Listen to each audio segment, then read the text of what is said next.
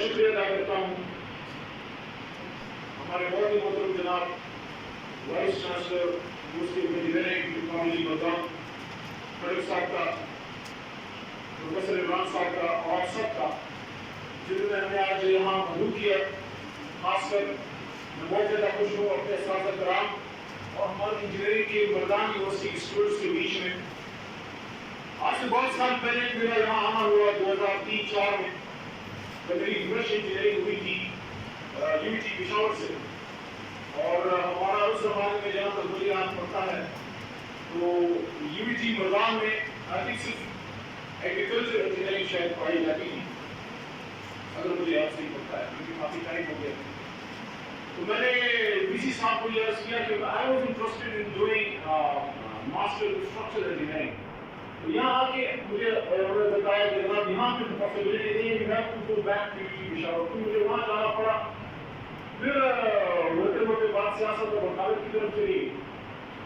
لیکن اس بات کو میں بہت زیادہ خوش ہوں کہ آج مردان کو کسی زمانے میں بہت بیکورڈ سمجھا جاتا تھا، جو وہ دھرتی ہے جہاں میں اور میرے جیسے اور بہت سے لوگ پیدا ہوئے. مردان بڑی زرخیز دھرتی ہے لیکن ماضی بعید میں ایجوکیشن کی وقت میں پیچھے رہی کافی. اور اب جب میں دیکھتا ہوں اپنے ہوم ٹاؤن مردان کو تو مجھے بہت خوشی ہوتی ہے. اور یہاں ہم سب لوگوں کو ایکنالج کرنا چاہیے جنہوں نے یہاں ایجوکیشن کی وقت میں کردار ادا کیا ہے، چاہے وہ ہم سے پہلے گھومتے ہوں. بالخصوص سابق وزیر اعلیٰ حیدر خان بھٹی صاحب نے مردان ایجوکیشن میں بڑا کام ادا کیا اور بڑی خان یونیورسٹی بنانے میں بھی کردار ادا کیا. اور اس کے بعد جب ہماری 2013 میں حکومت آئی تو میں سابق وزیر اعلیٰ امیر حیدر مودی صاحب کی طرح وزیر اعلیٰ پرویز خان خٹک صاحب کی تعریف کرنا ضرور سمجھتا ہوں کہ انہوں نے جو ایجوکیشن میں فوکس کیا خیر خصوص نہیں. پاکستان کی تاریخ میں سب سے بڑے فنڈنگ جو ہے وہ عمران خان صاحب نے پورے فرسٹ ٹائم دی. آئی تھنک 25% ٹائم دی پوری ڈیوٹی کر رہا تھا اگر فکر مجھے صحیح یاد ہے. تو ہم نے ایجوکیشن ایمرجنسی لگائی 2013 سے 18 کے بیچ میں اور ہزاروں اسکول بنے، سینکڑوں کالجز بنے، یونیورسٹیاں اپ گریڈ ہوئی اور یہ انشور کیا گیا کہ نہ صرف یونیورسٹیاں بنے بلکہ وہ جاب دینے کی جگہ نہیں، وہ کوالٹی ٹیچرز آئیں، میرٹ پہ آئیں. اور جو ماضی میں ایک رجحان تھا کہ ایک منسٹر جناب کوئی یونیورسٹی بنا رہا ہے یا کوئی کالج بنا رہا ہے اور اس میں صرف اپنی جماعت کے کارکن بھرتی کر رہے ہیں. نو، میرٹ پہ. کیونکہ عمران خان کا ہمارے وزیر اعظم نے بلیوز ان میرٹ. دنیا میں دو چیزوں سے اس کو فرق نفرت ہے، ایک سفارش سے اور ایک کرپشن سے. تو جائز سفارش تو چلو اگر ایک بچے کے اچھے مارکس ہیں آپ سفارش کرتے ہیں، باقی وہ ایڈمنسٹریشن کی مرضی اس کو رکھے نہ رکھیں. لیکن یہ کہنا ہے کہ اسی کو رکھنا ہے کسی کو نہیں. اس نے ہماری ایجوکیشن کو تباہ کیا. اللہ تعالیٰ کے کرم سے بتدریج بہت بہتری آ رہی ہے. اور جس طرح ہمارے پچھلے ٹرم میں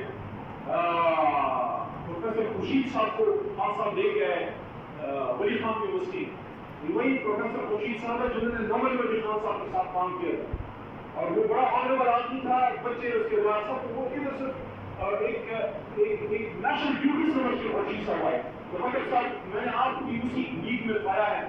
اور میں جو ہماری ادھر بچے ہیں، ہماری سسٹر بچے سارے انجینئر موجود ہیں، میں آپ کو یہ کہنا چاہتا ہوں کہ جس دن ہمارے معاشرے میں استاد VIP بن گیا اور جس دن ہمارے معاشرے میں پروٹوکول استاد کو مل گیا اور جس دن ہمارے معاشرے میں ٹریفک لائٹس جو ہے استاد کی لیے کھل گئی، آج کچھ دن سمجھ جائیں کہ صحیح معنی میں ہم محمدی ہو گئے. کیونکہ یہ کام ہم سے پہلے وہ لوگ اپنا چکے ہیں جو ہماری نظر میں جو ہے شاید جنت میں بھی جانے کے حقدار نہیں ہیں.